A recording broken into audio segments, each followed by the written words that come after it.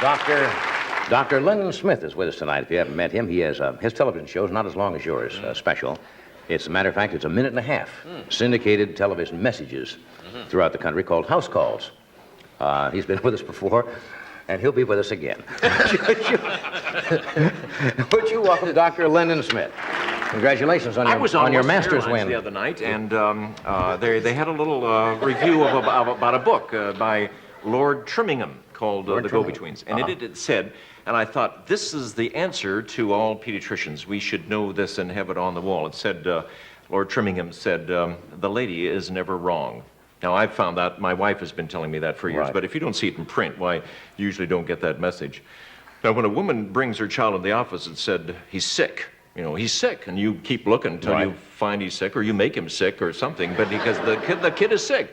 And you can't examine him and say he's not sick, because they'll go to another doctor, and that's bad for business. So you find that he's sick, or you find he's got pinworms, or, you know, there's something that's going on with that child, because the mother knows best. It's really, when the baby has come from her, she's lived with this kid for 24 hours a day, and the father brings the kid and said, my wife says he's sick, looks okay to me. So, and so he's not, you know, but we believe the woman, and it really makes some sense. And we've been, the times that we're burned are the times we don't believe that woman.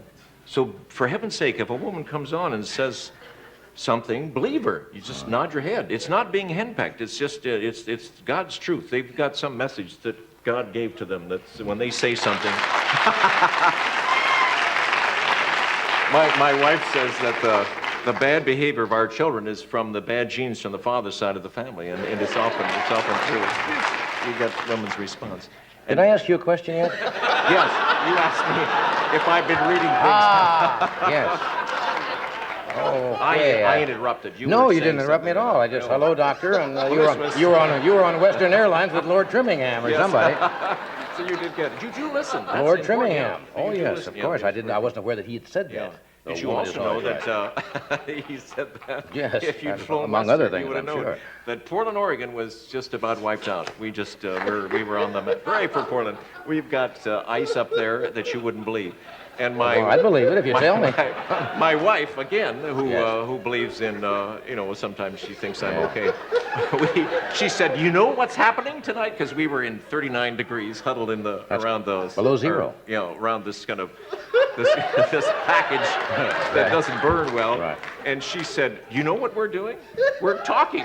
Because we're usually watching TV or complaining or talking on the phone. We were talking to one another. Right, that's good. And that's, you know, sort of bad weather forces people to get close together, so I think that is good. What's new in medicine? Well, we've got a flu going around that you wouldn't. Flu. Let's get on. Flu's a good subject. Flu. Flu. Yes, the flu is very bad.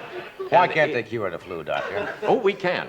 Oh, yes. You just know keep that. ahead of it, freeze it out. Now we have what they call a Russian-type flu now, right? That's right. Yeah. And what's the Russian? Russian? Burbank flu and there's a Portland flu. They're all rated the same. Basically, it's a high fever and a headache, and your eyeballs hurt. You don't want to move. The old hurting eyeball so syndrome. Yes. And then the fever comes down, and then there's this kind of cough that goes on for 7 days. So it's a 10-day illness. It's a very standard type of illness. And there's nothing you can do to shorten the time at all. There is, of course, a lot of things you can do. He's going to tell you some of them. The best cough syrup was that gin, lemon juice, and honey.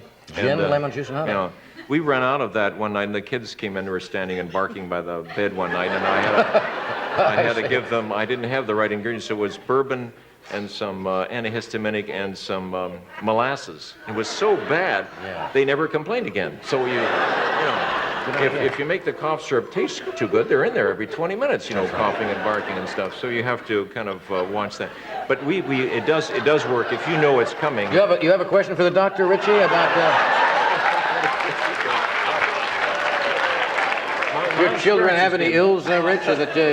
I mean, since the doctor's here, you can save a house call. My experience has been that kids that are blue-eyed are more likely to get beaten by their grandmothers because they're more likely to be have bad behavior. But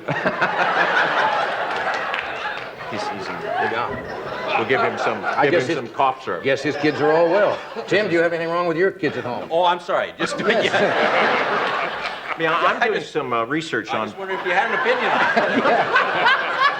I'm doing some doing some research on people that end up as they have.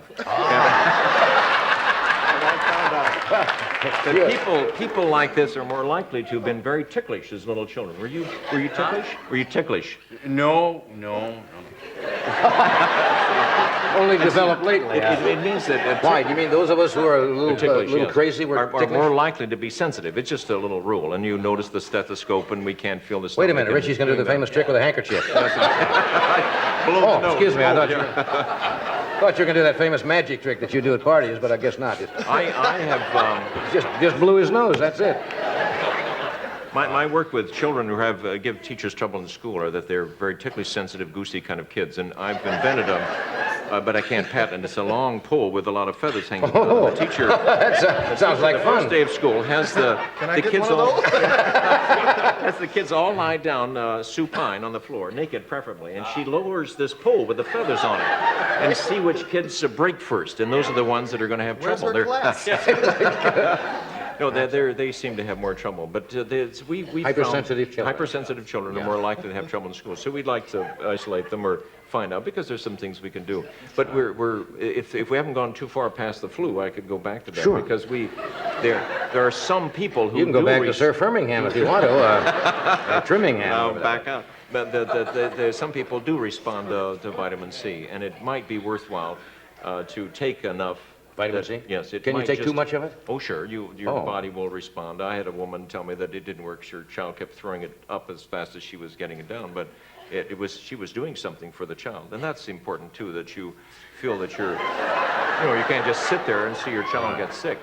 But there is a point. If your child has pneumonia and it's blue and has 105, well, you're not going to sit around and give it vitamin C. You might, but do it on the way to the doctor. There's sort of a limit to this health thing. I agree with many of the health concepts, but there's a point when you. Now, how would Richie tell if his kid was turning blue? They have ways. They have ways. Just wondered. No, I can see. Now you can see. I've had many black people come in with a child and say, "See the rash?" And I say, yes, of course, just to point out a typical spot, and they will. And oh yes, we see a lot of that. And I don't know.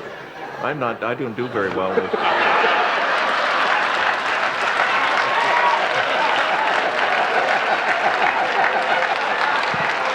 I know about ashing, though. I know about ashing.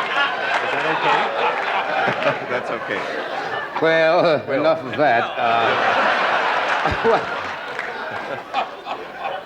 Do you let when you're treating God, it's kicking up again. Do you like to when you're examining a child? Is it better to have the parents in the other room? No. We try to have them in the office there with us, because we can save some time and ask questions, and the child usually is a little happier if they often feel the parents have abandoned them, and that's sort of a dirty trick. We try not to try to get through the whole exam without the child crying, which is another kind of a trick. When they get to a certain age, maybe after they're 12, 13, or 14, it's amazing how much they'll let us look at things in their body, but not their parents. So we're kind of hiding in the corner there, and let me take a look at this and that. You do a lot of that, Doc? You do a lot of that. Well, it's true. Most doctors go into medicine because they're peeping toms. Really? Yeah. And they get paid for. You heard it here first. We're going to take a break. We're going to come right back, folks.